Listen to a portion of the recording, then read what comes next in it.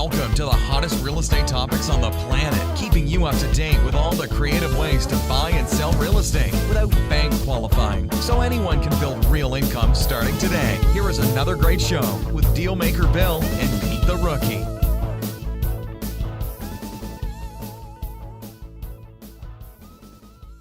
All right, here we are at another episode of Flipping Houses for Rookies.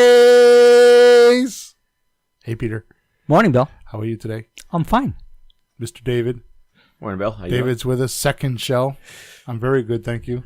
Huh? So is this guest appearances, or is he going to be a regular? No, the truth is we keep dragging him into it. He's coming to work. He's like, Tuesday. I'm here to. It's wrong I'm day. here to make some phone calls and get some deals and make some money. And we're like, we're going to do the podcast. Oh, okay. I guess we'll do that. Well, it's probably less work for you, isn't it, Dave? a little bit, yeah. Bill, next time don't offer him the work. Yeah. Well, it's just because we're doing a Tuesday deal instead of a Thursday because this week is Thanksgiving. What are you thankful for, Peter? Look at that. He's twitching and everything. His eyes got wide and he started twitching. Wow. Bill, I'll get back to you on that one. Peter's going through a rough time right now. Episode number 124. You ready, Peter? Go for it, Bill. When financial slumps are in view or forecasted in the future, do this. You're paying attention now, huh? Yeah. We've been talking. Yeah, wow. Here we go. The show description. I got to get it so I can read it or get glasses, and I opted not to do the second for the last 5 years. I'm going to hold that over here for you. Way over by Emma, the other end of the table. Turning houses into steady income is not a fantasy. How you become successful at doing it isn't taught in schools or colleges either. In fact, most frown on how simple it could be and dismiss the possibilities before they get started. The reason most don't succeed with real estate investing is that they are convinced by those close to them how to do things, which actually infects. The word is infect, like you're infected. So I'm going to do that again. By those close to them, how to do things, which actually infects learning how to multiply money using real estate. Ready for this, Peter? You got some good stats here. I am if you are, Dave. I'm ready. 76% of America lives paycheck to paycheck, leaving 40% with $400 for emergency. That means 47% of America has $400 in savings for emergency. Gee, Bill, I feel better already. In this episode, we will show you how to get a nest egg quickly and flip off those naysayers. Flip off. So sit back and enjoy. How's you like that? So, Pete, today you get to flip somebody off. Officially. Hey, you want to hear a funny one? Yeah. Most of the world knows Les Paul, the musician, Yeah. famous guitar player, guitar named after him. I went to see him in New York. Monday night, he had a show for years until he died. I'm thinking, geez, the guy's going to die any minute now. Go see him. So about 3 years ago, I went, and I was early. I'm in the front row, and he's like right in front. I could have touched those pedals that the guitar guys use, and he's playing. About the third song, for no reason at all, he's a jokester, this guy. He turns to me and flips me off. People were taking pictures. If I only had that picture, I'd have money in the bank. And I'm mortified. He's laughing his ass off at me Because you were staring at him. No, I wasn't. He just does stuff like that. I'm just doing that. There's a video. He's got a player on him, and he goes, "I got one finger left that I can use to play with, and I use it driving in New Jersey." So there's your flip-off joke for the day. Flip off. I've been flipped off by the best. What do you think, Dave? Legends. I like it. I think Good we stuff. got flipped off with a bad joke. Hey, I've been flipped off by a legend. All right, here we go. So one of the things that I found is that when money starts to tighten up, and this includes me too, because obviously I'm going through some of this stuff, and I know you guys are going through some of this stuff, and I know other people are going through some of this stuff. Money tightening up. Okay, it is the holidays, so it's just happens. Okay. Here in New England, we're going into the winter, so money tightens up. Mm-hmm. Okay. So what I found is when money tightens up, people go into heavy duty organize. You ever notice that? They organize. They're trying to like get their shit together. They're like trying to get things done, right? And they organize. You've ever noticed that, or is it just me? I don't see people doing that because I don't do that, so I don't notice that people do probably. Right. I see people organize when they don't want to work. Right. That too. Yeah. You know, we're doing organizing. And just keep this in mind with somebody that's trying to get started with real estate flipping. Yeah. Right. What do you think? You see people like definitely. Yeah. Instead of like doing what they're supposed to be doing, they're trying to organize. Yes, I need to get my systems in place. I need to, which you do need to get systems in place. Right. But you need to start moving forward. But I do see people doing that. They're worried about all the non-important data points. Right. So what needs to really be done is you need to promote first and fast. Mm-hmm. That's what really needs to be done. And don't expect anyone in an organization or around you to believe this information. I'm going to tell you right now that you are going to be the sole person in your business or life or whatever that's going to believe this. Because most people will not want to do this. Oh, don't businesses cut back when they're tight, including the promotion and the marketing and all that? They cut that too? Right. Mm-hmm. That's not smart. Right. Exactly. So when you're getting started in real estate, the thing to do is to promote. Now, we were going through this last night in the coaching call because I have a few coaching students that are not promoting because they're like, well, what happens if I get the deal? So when you think you don't know how to get a deal, you won't promote. Mm-hmm. Well, newsflash, if you get the deal and fumble your way through it, you'll figure it out. Okay? Because there's nothing more motivating for you as an investor than somebody saying, yeah, I'll do a terms deal. Yeah, I'll accept payments. Yeah, I'll give you the house for what I owe on it. Oops, now what do I do? Exactly. Okay? Call Bill. What if it works? Yeah, call Bill, yeah. What if this That's what actually most do. works? God forbid. So if you try to get agreement from others about outflowing, you'll soon have complete, absolute financial disaster.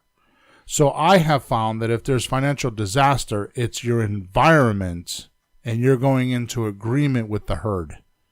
That's what I have found. Yeah, the herd of sheep. So it's like, you know, there are so many people that don't understand how to make money, right? That's probably why they get jobs, right? Yeah, exactly. And I'm which, by the serious. way, my kids know because I've said this. I mean, this is not something. It's something I read somewhere. But a job is an acronym for just over broke. Mm-hmm. Right. So they haven't listened to me because both of them had jobs, but we're getting there. Okay. All right, here you go. And one of them works for me, by the way. So there you go. I have to keep quiet now. So if you have a bank account that's growing smaller, it's either one of two things, in my opinion. Okay? You don't have a completed product or service that others think is worth exchanging for. So A, it's not completed, like it's like a half-done thing. You know, it's like selling a bottle of water without the water in it. Mm-hmm. You know, or people just don't want water, and you don't know that. Or you got bad water. Or you got bad water, Crappy water. Yeah, crappy water, right? Dirty water. Okay, so if you actually have a service, and in this particular case, if you've been listening to our podcast and you've been doing some of the things that we talk about, our service is good. I mean, we're buying houses from sellers that normally can't sell a house, right? And selling them to people that normally can't buy a house. So our services are very good. Mm-hmm. I mean, there are a lot, right, David? Yep. There Yes, are a lot. And I'm pointing to David because he was a coaching client and is now helping me with acquisitions. And he and I talk about recently, outflow begets inflow, which is what we're going to talk about the second half of the show. All right. So two things that drain your bank account and make it smaller. One is you don't have a product that's completed or it's not exchangeable. In other words, somebody doesn't want it. They don't feel like it's considered valuable. Okay. Or number two, you have something really nice and people don't know you have it. You know, it's like how many businesses I helped back in the day when I was doing marketing consulting that they have this awesome product, but it's within four walls. Nobody knows they're there. Yeah. Now, I'm going to give you a little drill to do to check to make sure that this isn't the case with you. Okay? Ready? Go out your front door. No. Take a left. Yeah, now. Dave says, go out there now. Write these Dave. instructions down. No, Dave, we want you to finish listening to the podcast. Write these instructions down for the end of the show. Go out your front door, take a left, and how far do you have to go before somebody knows where you are? So just go out your front door and go down a block and say, hey, do you know where Homes R Us is? And if they say no, then that's as far as your outflow is going. Mm-hmm. If you take a right and you go down the street and they say, how far is, you know where Homes R Us is? They're like, no, I never heard of it. Then there's a good example of how far you're reaching and how good your outflow is. Okay? Mm-hmm. Now, in our businesses, like in my business, a lot of my neighbors don't even know that I run a business here, other than there's cars outside all the time, right? So my next door neighbor knows that I buy houses, but I don't think the rest of them do, so I intentionally do that, which I'm working on because I think we ought to get an office just for that reason. Right. So... But that's not something you do first. Okay? So before we get on to, which I'm going to get to in a few minutes, I have about 8 or 10 different ways that you can actually outflow, and we're going to talk about those shortly. Right? I found that any organization that tries to handle everything, what happens is any organization tries to handle their problems administratively first. So it's like they get the bosses together and they have a meeting, and the problem is most of the bosses don't know what the workers are doing. Mm-hmm. What is the name of that TV show? Undercover Boss. Just watch that and you'll get a glimpse of what I'm talking about, right? Yeah. The CEO or the guy that's running it, that controls all the money and tells everybody what to do, has no clue what his organization does. And that's pretty common. Yeah. Puts a wig on, glasses and a beard, goes down to the bottom level, finds the guys at the front end know what they're doing, and hires them or gives them promotions because they know what's going on. Right. Exactly. And Dave, that'd be you and I. We're getting promoted? So That's what I just heard. No, we have to figure out what we're doing so we can. Good point. So basically what happens is because this type of thing happens, things like hiring salespeople and creating new products when the old products were actually pretty good, they just didn't know about it. Hiring new social media people or hiring secretaries or office staff or stuff like that. These things are not always the right thing to do when the checkbook is shrinking, okay? Mm-hmm. Or they'll lay people off, right, and do things like that. When really all you need to do is just outflow. You need to get out there and you need to promote. And we're going to talk about that in about 2 minutes, about how you can do that, because I have coached since 2003. Wow. I never did that before in my head. 2002, 2003, I started coaching real estate. Yeah. Okay. So that's some time now, Peter. I didn't realize that. Mm-hmm. Wow. I'm trying to do the math in my head. 10, 15 years, huh? Mm-hmm. Wow. Actually, that's not right. It's probably about 10 years that I've really coached. And my point is I've talked to a lot of people to try to help them get going. Yeah. And the number one thing that I have always said, and when people listen to me, when I first start the coaching, the people that listen to me, these are the people that have been the most successful people. Spend an hour a day doing marketing, an hour a day talking to clients. And if you don't have an hour, then do a half an hour. But if you do every single day, you do some marketing, and every single day you do some talking to people on the phone, you will buy houses. Now, obviously, the more time, if you do 2 hours and 2 hours, that just makes it quicker before you buy a house. However, I have said that for at least 10 or 12 years. Today, I'm going to retract those words because the way technology is nowadays, it doesn't have to be that way. It is so fast right now. It's unbelievable. And we're going to talk about that, okay? Mm-hmm. So, if you're not outflowing, if you're not letting people know I buy houses, then that's the problem. Because like right now, we started off when a few weeks ago, we were kind of like searching around for leads, and we just I fired up the marketing machine. Now all of a sudden we got a bunch of stuff happening. We got leads every day, right? We're picking and choosing who we want to do business with, right? Now, does that mean we have more leads happening? Well, I mean, more deals happening? Not always, because sometimes you got to go through, depending on how you're getting leads. Sometimes you get crappy leads and you got to go through those. But I could tell you there is nothing better in the world for anybody, either here or in this room or in your organization.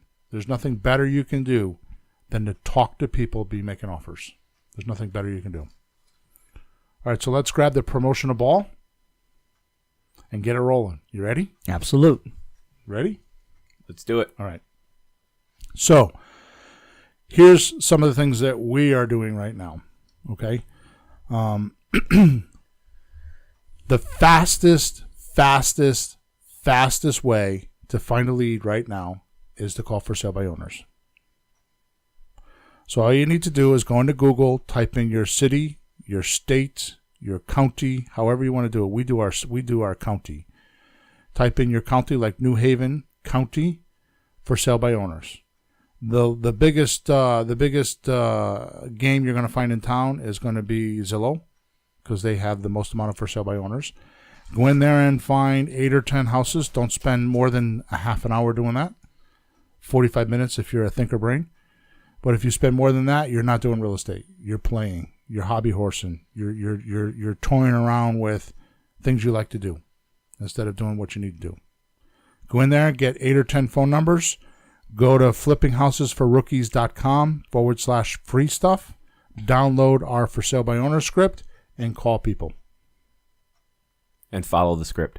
Go ahead, David. I'll give you a minute on that one. What do you got to say about that? So I make a lot of calls, and everyone sitting around the table makes calls, and when you follow the script, it works. It's time tested. We've tweaked the script ourselves, 3-4 times? Yeah. And just follow the script, because you're going to get questions. We've gotten the same questions. When you get those questions, follow the script. It will tell you how to answer them, and you get the information you need to make a deal. So follow the script. Yeah, so this is not something that I've invented or made up. All we did was just observe it. Like you have observed certain things. It's like, if you say this question, almost everybody has the same answer in their own personality. Yep. But it's always the same answer. So it's like, how do we answer the question? So we tested. So like, for example, would you be willing to do a terms purchase?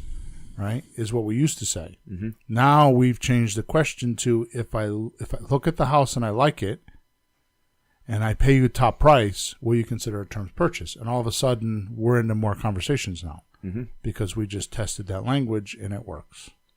Right? Yeah, that's just smart. I mean, it matches reality if you think about it. Right. And you guys talk to way more people than I do, but I know when you talk to somebody about the house, they go, "Don't you want to see it?" Right. Yep. So if you don't have that in the sentence, they think you're full of it. Right. So if I come and look at the house and I like it, that makes sense. And a top dollar, ding, ding, ding, ding, ding. Right. Yep. There's the benefit. Ding, ding, ding, ding. Yeah. Would you consider a terms purchase? And now at that point, it's not, because if before what we were doing is, if you just said, would you consider doing a terms purchase, it was all benefit from them to us. Right. They didn't realize what they were getting. Right. Now, if you talk to enough people, somebody will say yes, but why waste people? Right. Why do a quantity job when you can do a quality job? Right. It extends the conversations, too, because now you've got to explain what you could have covered in that first opening sentence. Right. And, yeah, it makes it more difficult. Right. All right, so let's bring out the big pink elephant in the room, guys. There are people like Emma. I'm going to pick on Emma. She's not even listening. She's listening. She's smiling now.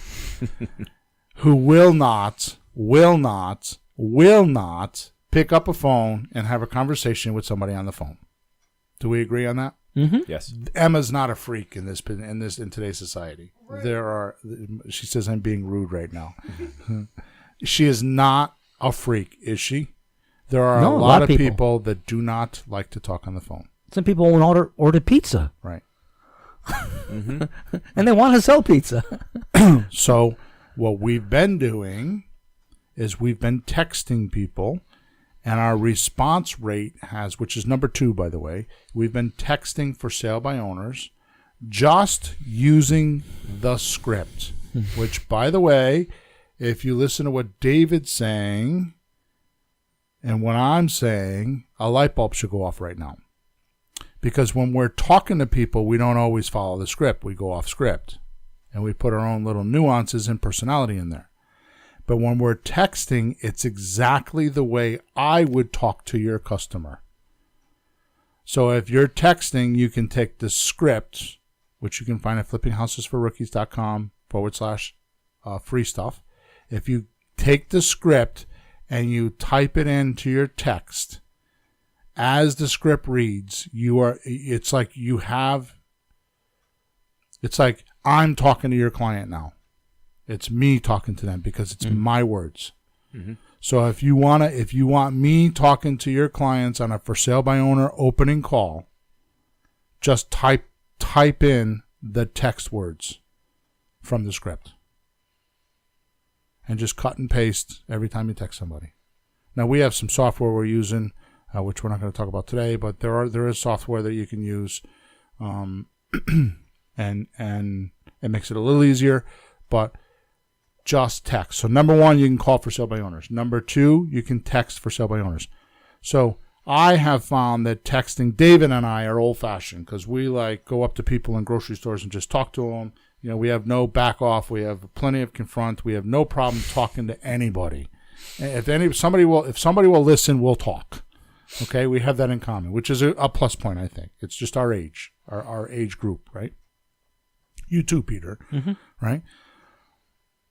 But in today's generation, they don't do that. They'd rather text. So what I have found is that David and I, mostly David, we text to start the conversation. Mm-hmm.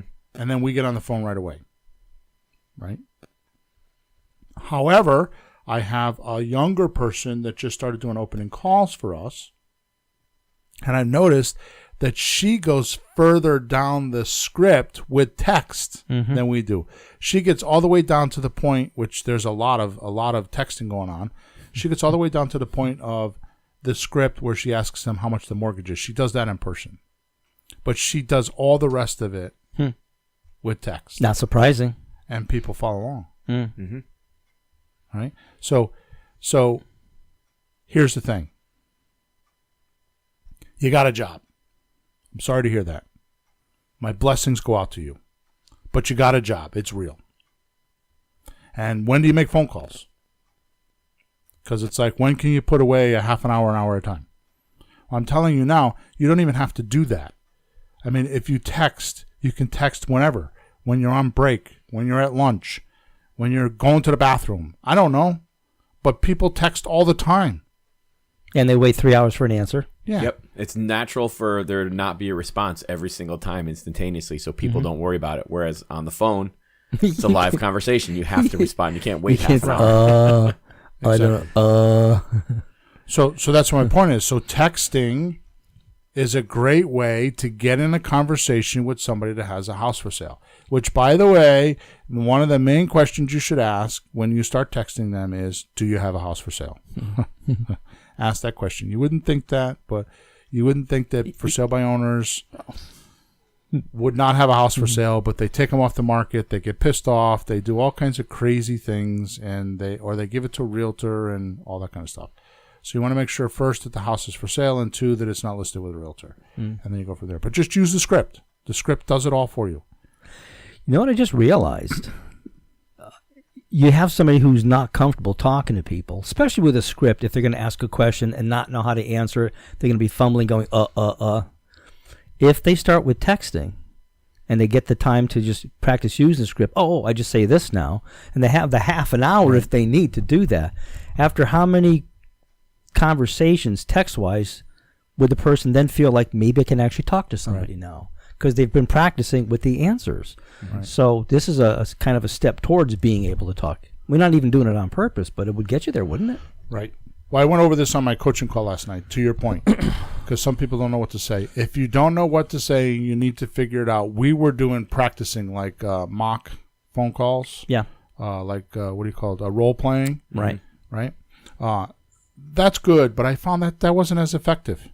Actually, what I found is more effective. What you should do is you should get the script, get a notebook, a legal notebook, and you should write the script out at least 10 times. And then role play.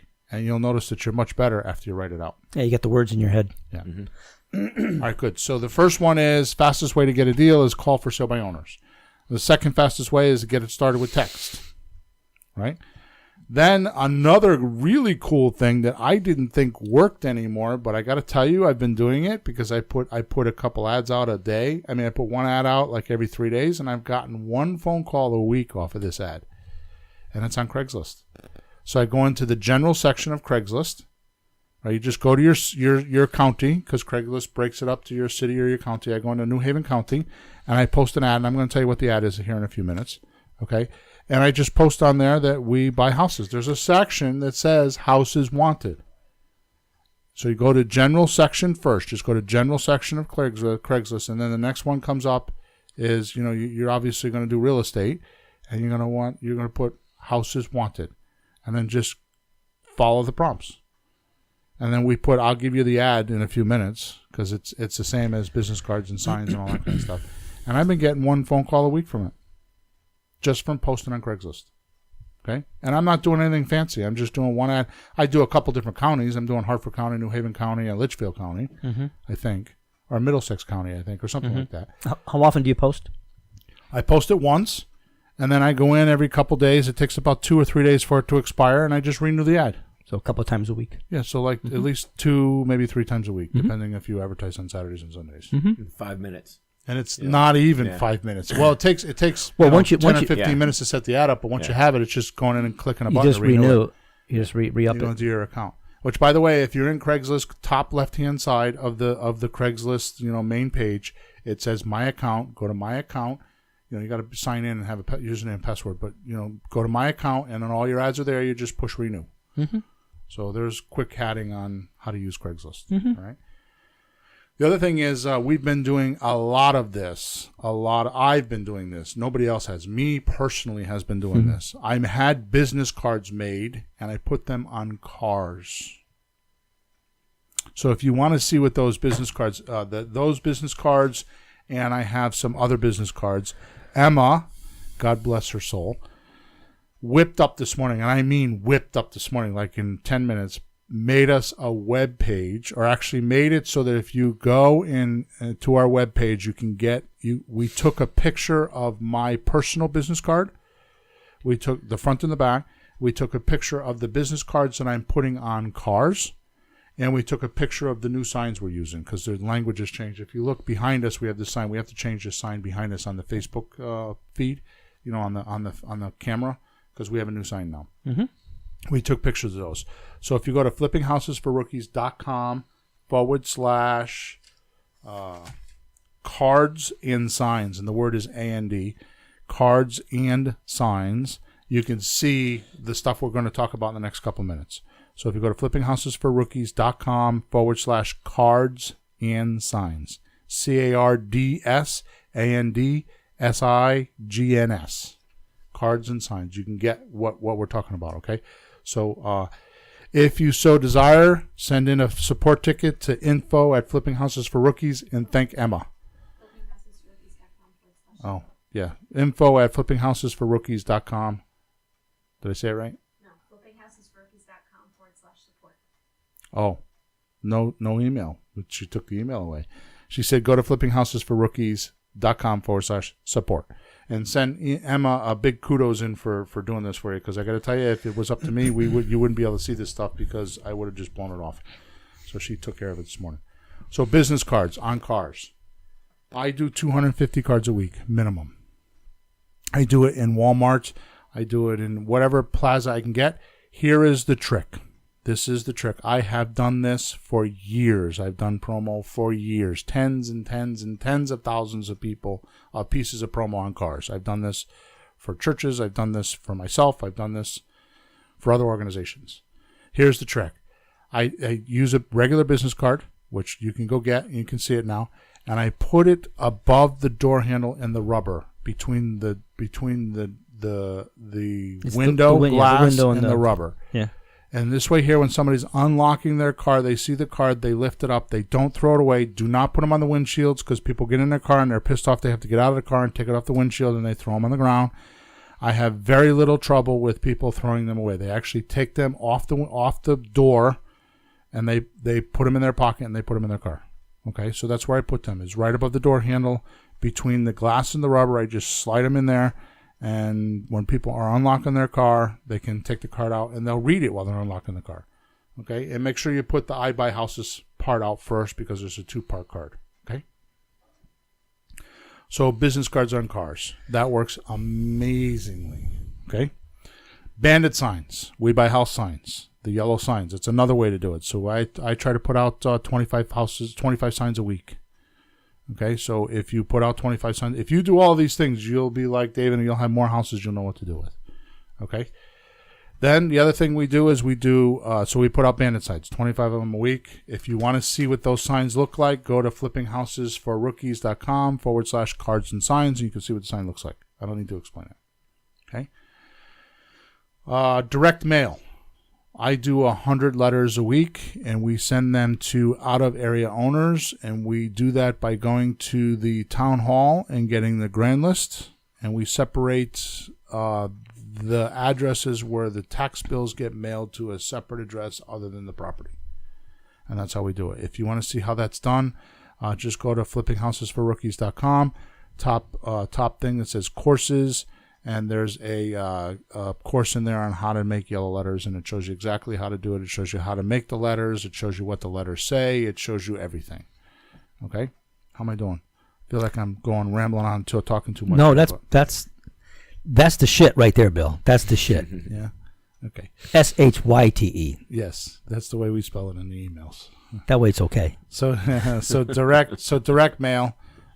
We mail them to out of area or out of state owners. Okay. Another thing which I don't have, I used to do a lot of. I need to order these because I actually asked my girl to order them. She was supposed to do it, the girl that does my letters, and I think she forgot, so I'm going to go somewhere else and do it today. But vehicle signs. There's nothing better than driving up to a house and having a magnet on the side of your house say, I buy houses or we buy houses. And then they know who you are. Vehicle signs are not something you'll get a lot of phone calls off of, but it's just outflow. I mean, you're driving around, people see it. Believe it or not, you're better off to put them on the trunk of your car than the side of your car because there's more people sitting behind you that in a traffic light will read it than on the side of you, but you could do it either way. Okay? And the last thing I want to say about this, about outflow, is one thing that we have recently, I have discovered. I don't even know if I should discover. It was something that was brought to my attention when I read Brian Wolf's book, The Flip Side of Flipping, which is a great book. He says what they do is they try to do at least 3 or 4 different types of outflow a week.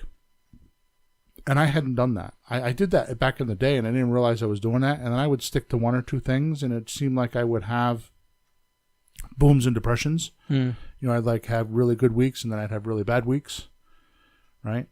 But once we started doing multiple streams of outflow, it's consistent. Every week we have something to work on. We have deals to work on. Makes sense. Yeah. So the last thing I'm going to say is that when you're doing your Craigslist and doing your signs, a couple of things that you can put on there is like, for example, one of them is we buy houses, sell fast for top price, and a phone number, and that's all you need. It will provoke people to call you, and then you can explain when they call.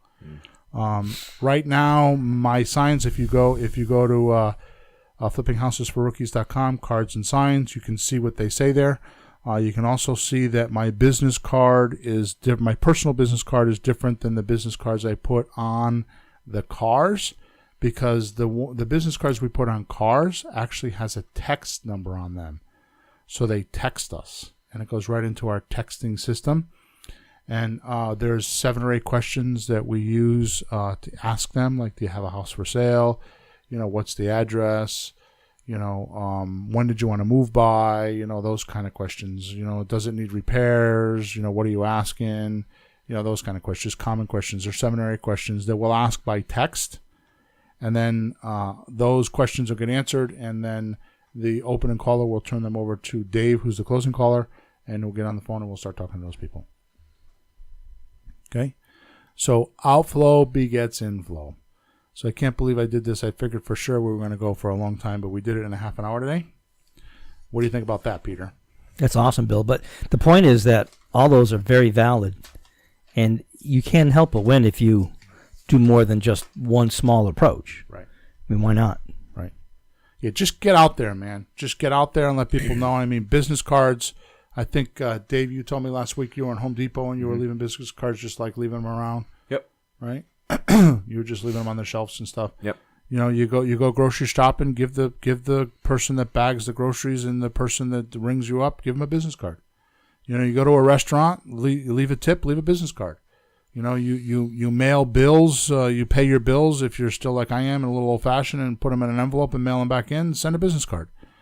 You know, you just kind of just let people know that you're actually doing this. And it's your own universe, because when you do things, when you physically, like when I go out and I personally pass out 250 business cards in a parking lot, my intention is in. I intend to buy a house, and that does amazing things to the environment. It may not come in, the calls may not come in from the business cards I'm doing, but like I put out business cards, and Dave and I were talking this morning. I had 6 Pat Live calls yesterday, and 4 of them were good for my yellow letters. All of a sudden, just because I put out business cards, and I'm going to go do it again today or tomorrow. Just go out and just pass out business cards. And it's cold here now. It's not a fun thing to do. But I tell you what, it's just a law from the universe. If you put energy out there, energy will come back. And that's how it works. Okay? So head on over to flippinghouses4rookies.com/cards and signs, and you will find all the language. There's I think there's two different types of business cards, one for cars, one for your personal business card, and our signs. Okay? So I did most of the talking today. That's why we're at a half hour, Bill. Yeah, that's why we're at a half hour. We let you run. Yeah, exactly. Anything you guys want to add? Nope. I know, David, you've really emphasized recently about the outflow thing. Yeah. Yeah, it really. It works. You get on the phone and start talking to people. You start putting out this marketing, whatever form you want to use. It does. You get feedback, and you said it there just a minute ago. It may not come in the same way that you're putting it out, but it does come. Yeah. Yeah. You get it. And I can't explain it, but I've witnessed it happen, so I know it works. Yeah. My mother explained it to me when I was a boy. We had an apartment. In those days, there was no air conditioning, so you just put a fan in the window, and it'd be blowing out. And I go to the other windows, and air would be coming in. I said, Mom, how come the air is coming in these windows when it's going out that one? She's explained it goes out this window, goes around the house, and comes in the other side. Good old Peter. That's my mom. That's my mom. My 2 cents is I have an ad on the front page of the local newspaper coming out Friday this week. Yeah. It's from my music lesson stuff. But it's like you do these like once a month because people share the little bit of front space. I'm thinking, why not do one for real estate, just front page, once a month. They're not that expensive, and people will see. I stopped using newspaper because people don't look at them. But the only part that you can't not look at is the front. Wait a minute, there's something on the front, so people look at the front page, and that's about it. Mm-hmm. So that might. And I promise you that if you do what we're talking about, somebody will call you somehow, some way. You'll get into a deal, and you'll figure out how to open your LLC. You'll figure out how to do a title search. You'll figure out how to do all the other things that we talk about on these podcasts. But it starts with somebody willing to sell you a house. Mm-hmm. So just get that energy out there. Let them know that you're doing it, and somebody somewhere somehow will say, "Yeah, I'd be interested in that." And then there you go. You're off and running. The race is started. And maybe you don't buy that house. Maybe you get through the first couple steps. But now you have confidence on how to do those first couple of steps. So the next time you do it, you'll get through those, and you'll get through those steps no problem, and you'll do a couple more steps. And sooner or later, you'll close on a house. That's just how it works. Mm-hmm. Okay? So the last thing I want to say before we end off is that we have a new podcast called Flipping Houses Startup Bootcamp. If you go to flippinghouses4rookies.com/startup bootcamp, you'll find that. Oh my God, I got it wrong again. flippinghouses4rookies.com/free training podcast. You'll find that podcast. So it's flippinghouses4rookies.com/free training podcast. And we've had tremendous success. We have hundreds and hundreds of people in there listening to that. and it's been a really good success. So what we did is we started from the beginning, and it's sequential. So it's one step at a time. It's like doing a checklist of getting into the business, and we talk about all this kind of stuff we're talking about there in detail. We also have a Facebook page attached to it, so you can get some sort of like coaching or mentoring as you're going through it. So go over there and check it out. With that said, over and out. Happy Thanksgiving to everybody that is listening early. Thanks for tuning in to the hottest real estate topics on the planet with Bill and Pete. If you want to continue learning how to buy and sell real estate without money or credit, head over to flippinghouses.club for some cutting-edge real estate wealth tools. Or contact us at info@flippinghouses.club.